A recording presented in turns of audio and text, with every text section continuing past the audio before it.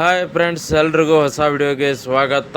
February 15ನೇ ತಾರೀಕು India versus Pakistan ಒಂದು big blast match ಇದೆ ಅಂತಲೇ ಹೇಳ್ಬೋದು. ಈ ಮ್ಯಾಚ್ ಆಡೋಕ್ಕೆ ಪಾಕಿಸ್ತಾನ ನಿರಾಕರಿಸಿತ್ತು, ಬಟ್ ಇವಾಗ ಒಂದು ಒಪ್ಪಿದೆ ಅಂತಲೇ ಹೇಳ್ಬೋದು. ಸುದ್ದಿಯ ಸಂಪೂರ್ಣ ಮಾಹಿತಿ ತಿಳ್ಕೊಂಡು ಬರೋಣ. ಅದಕ್ಕಿಂತ ಮುಂಚೆ ನೀವು ಕೂಡ ಒಬ್ಬ ಭಾರತ ಟೀಮ್ನ ಅಭಿಮಾನಿಯಾಗಿದ್ದರೆ ಈಗಲೇ ನಮ್ಮ ಚಾನಲ್ನ ಸಬ್ಸ್ಕ್ರೈಬ್ ಮಾಡ್ಕೊಳ್ಳಿ. ಹಾಗೆ ಪಕ್ಕದಲ್ಲೇ ಇರೋ ಬೆಲ್ ಐಕನ್ ಮೇಲೆ ಆಲ್ ಅಂತ ಕ್ಲಿಕ್ ಮಾಡ್ಕೊಳ್ಳಿ. ನಾವು ಯಾವುದೇ ಹೊಸ ವಿಡಿಯೋ ಅಪ್ಲೋಡ್ ಮಾಡಿದರೂ ಮೊದಲು ನಿಮಗೆ ನೋಟಿಫಿಕೇಶನ್ ಬರುತ್ತೆ.